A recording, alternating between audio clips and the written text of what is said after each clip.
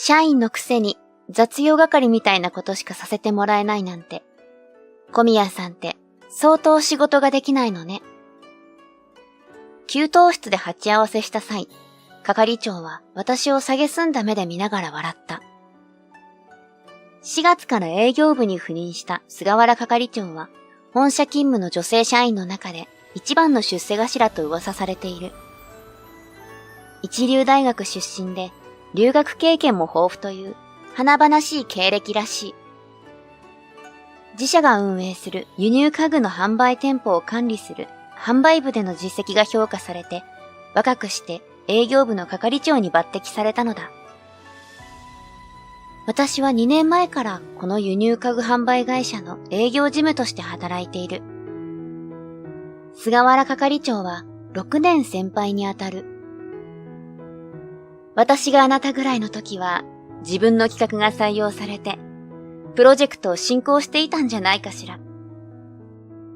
誇らしげな顔で菅原係長が言った。確かに私は短期雇用の派遣社員と似たような内容の仕事をしている。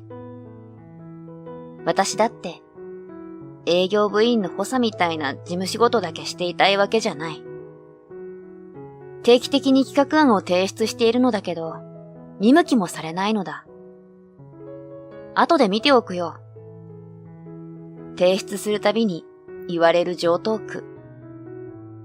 営業部長は多分目を通してくれていない。まともな仕事をしていないなら、給料泥棒と言われても仕方ないんじゃないかしら？菅原係長の言葉のトゲが心に刺さった。私だって、入社時には希望に満ち溢れていた。就活の時、採用面接では、総合職として活躍を期待しているよ、と面接官にも言ってもらえたから。新人研修の時の模擬プレゼンでは、同期の中で私が一番評価が高くて嬉しかった。そのおかげもあって、期待に応えようと、ますます仕事に対するモチベーションがアップした。だけど、新人研修を終えて営業部に配属直後のある出来事で、上司から大きな仕事を任せてもらえなくなってしまった。しかし、ふてくされていてもしょうがない。大きくても小さくても仕事は仕事だ。とにかく、今の私にできることは、任された仕事をコツコツとこなして、徐々に認めてもらえるように努力し続けるのみ。菅原係長は赴任してきて1ヶ月が経つと、部内の数人をピックアップしてチームを結成した。もちろん、チームリーダーは菅原係長。係長がメンバーに選んだのは、彼女と同期だという亀井主任。彼らの3年後輩で私の3年先輩の太田先輩だった。亀井主任と太田先輩は入社以来営業部一筋。太田先輩は営業部に配属されてからずっと亀井主任の下で働いてきたらしい。最初は指導係と新人の関係性だったが、亀井主任の指導を受けて、太田先輩はどんどん仕事を覚えていったそうだ。成長して頼もしくなった太田先輩と亀井主任は、今ではバディのような関係性。お互い信頼し合うビジネスパートナーだ。これは営業部の感想会で新人に披露する鉄板ネタになっているから、部内では全員周知の事実。だから、営業部員として優秀な2人が一緒に菅原チームに抜擢されるのは不思議じゃない。しかし、意外なことに、係長は私もチームメンバーに指名してくれたのだ。やっと活躍できる場所が与えられたんだと喜んだのもつかの間、すぐに我に返った。私のことを給料泥棒呼ばわりしていた係長が、なぜ肝入りのチーム編成に私を入れたんだろうと疑問が湧いた。首をかしげざるを得なかった。だけど、直接会話するのは給湯室で居合わせて嫌味を言われる時くらい。仕事の指示を菅原係長から直接与えられたことすらない。主に係長の補佐的立場で営業事務を担っているのは派遣社員の中島さんだった。たとえ中島さんの手が空いていない時に私に仕事を振りたい場合でも、わざわざ他の社員を通して間接的に私へ指示が来る。そうして頼まれた資料のコピーを渡す時にも、係長は私と目を合わさずに、そこに置いといて、と言うのみ。社交辞令でもお礼を言われたことはただの一度もなかった。なので、係長とまともな会話ができるとは思えない。ましてや、チームに私を加入させる意図を質問できるような間柄ではなかった。こんな状態で、チームの一員としてやっていけるのだろうか。過去の痛みも蘇ってきて、つい弱気な心に支配されそうになる。不安の方が強かったけど、せっかくのチャンスを逃したくない。やるしかない、と気合を入れ直した。チームの一員になったにもかかわらず、菅原係長とは相変わらずまっとうにコミュニケーションを取れない日々が2週間続いた。そんなある日、始業直後に係長が私をデスクに呼び寄せて、珍しく目を合わせて言い放った。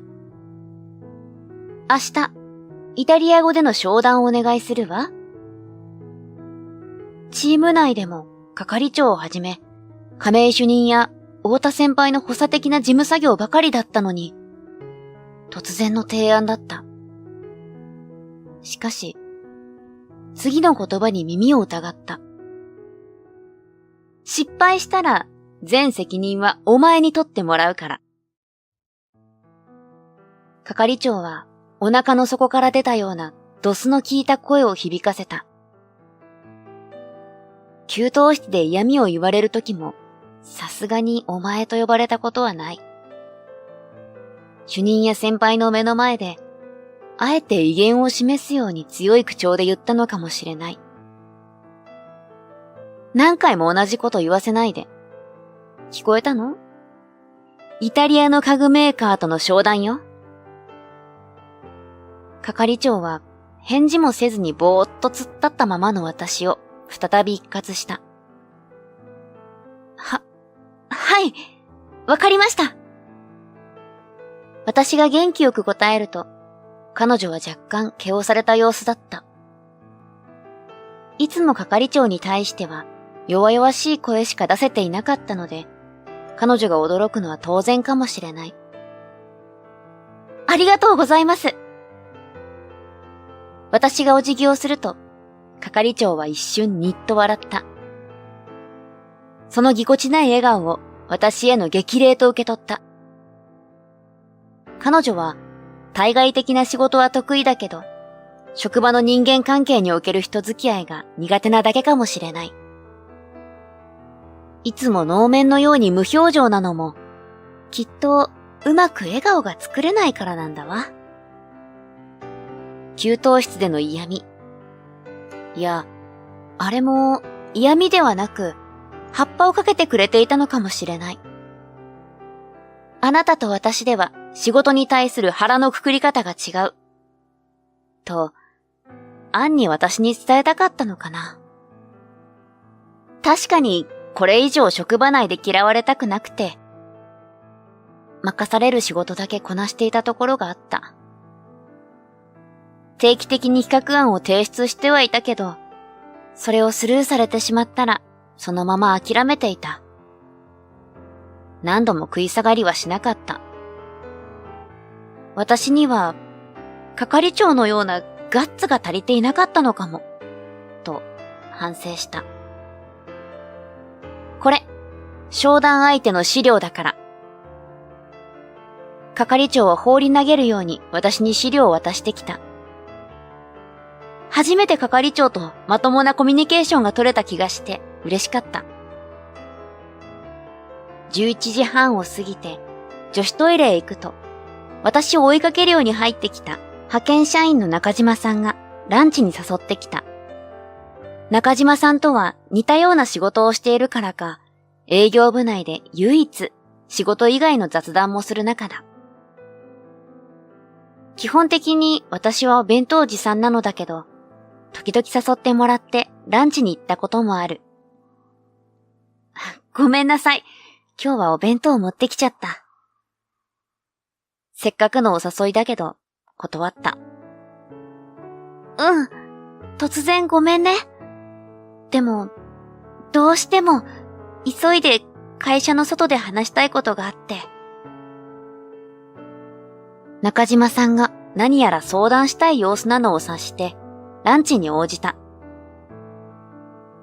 彼女は私に気を使ってくれて、コンビニでサンドイッチを買い、天気が良かったので、近くの公園でお昼を取ることにした。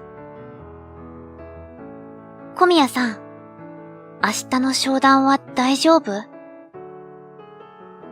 中島さんは私が大きな仕事を任されたことを心配して声をかけてくれたのだろう。心配してくれたお礼を伝えると、彼女はあたりを見渡した。実は聞いちゃって。中島さんは声を潜めて話し出した。その様子を見てから、先ほどは会社の人間がそばにいないかを確認したのだろうと気がついた。中島さんは午前中に私が席を外している間に、菅原チームの他のメンバーたちでやり取りされていた会話の内容を教えてくれた。私が商談に備えて、より詳細な資料を調べようと資料室にこもった際、亀井主任と太田先輩は係長に詰め寄ったそうだ。なんであんな大事な商談を小宮なんかに任せるんですか？と、主任は係長に立てついた。大事な商談じゃないから小宮さんに任せるのよ。と、係長は笑いながら言ったそうだ。彼らが疑問を投げかけると、あの子は目障りなのよ。窓際に追いやられているのに、平然と居座って。これで本人もきっかけができるでしょ？と話したという。そうか。私の中で点と点が線でつながった。今の我が社の主要商品は北欧家具だ。北欧家具や北欧雑貨が世間でブームになったことを受けて、我が社もデンマークやスウェーデン、フィンランドとの取引が中心となっていた。輸入家具としては比較的低価格帯にあたる北欧家具だが、薄利多売でも売れるものを売るという社長の方針で舵を振り切っている。今回の商談相手はイタリアのヨーロピアン家具メーカー。新規の取引相手として獲得できたら儲けもの。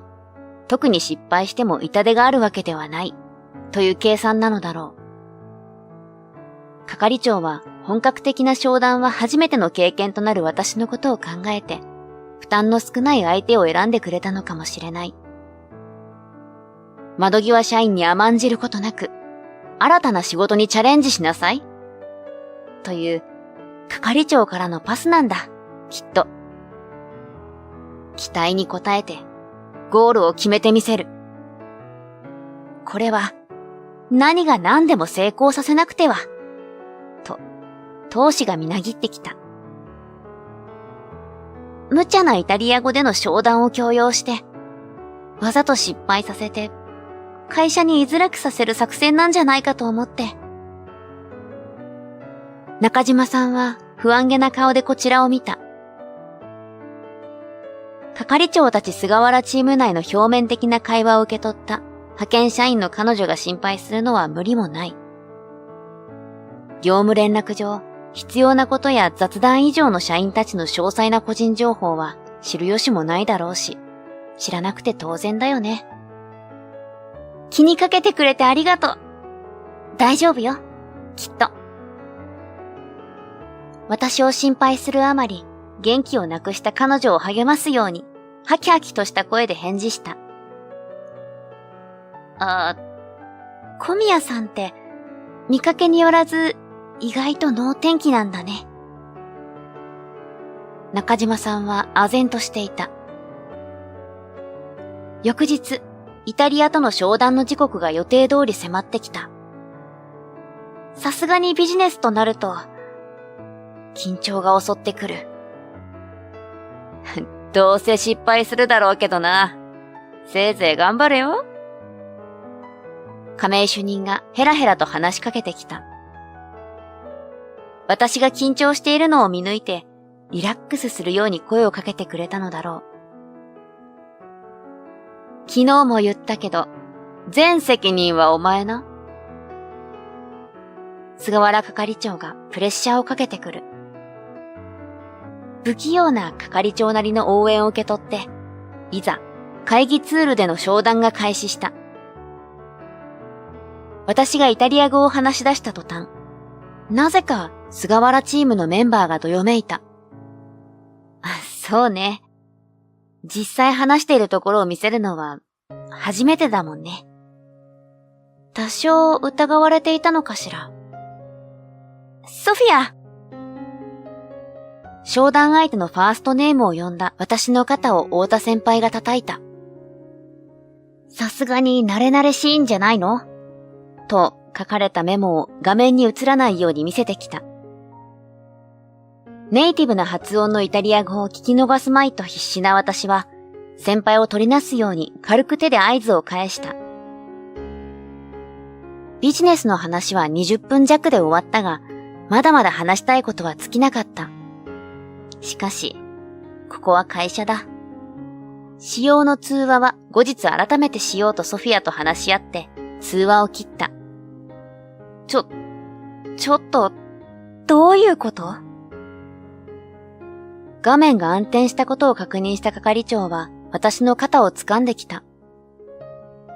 イタリア語、ペラペラじゃない。開いた口が塞がらない様子の係長に逆にびっくりしてしまった。彼女たちがなぜそんなに驚いているのか、私にはわからなかったから。だって、菅原係長は何もかも知った上で担当を私と指名したんじゃないの？まさか、知らなかったの？チームのみんなに商談が成功したことを伝えると、喜んでもらえると思っていたのに、シーンとしてしまった。まさか、こんなことになるとは。係長は呆然としたまま力なくつぶやいた。私が幼少期にイタリアに住んでいたことをご存知なかったんですか？私が質問すると、係長と主任、太田先輩もみんな首を横に振った。てっきり、私がイタリア語で不自由なく会話できるから抜擢していただけたんだとばかり。では、なんで私に担当が回ってきたんだろう。不思議に思っていると、菅原係長は自分を納得させるように何度か小さくうなずいた。少し話しましょうか。主任の発案で菅原チーム一同が会議室に移動した。全員が席に着くと、主任が口を開いた。今回の商談をセッティングしたのは、小宮さんを陥れるためだったの。係長は私のことが本当に目障りだったらしい。プレッシャーをかけるのも係長なりの激励だと思ったし、商談はチャンスを与えてくれたんだと感じていました。明るく言った私とは対照的に、係長は気まずそうな顔をして、再び首を横に振った。こういう空気が読めないところが帰国子女だからって言われちゃうゆえんですね。私はむしろ笑い飛ばして欲しくて言ったのに、お通夜みたいな空気は続いた。そして、係長はどうして私が目障りだったのか正直に話してくれた。うちの会社は輸入家具をメインに扱う販売会社で、海外との取引が中心業務である割には、日本企業の古い体質が残っていた。能力主義とは程遠く、年功序列を重んじる傾向。レディーファーストは見せかけのマナーに過ぎず、社員の人間関係としては男尊女卑気味な思想がはびこっている。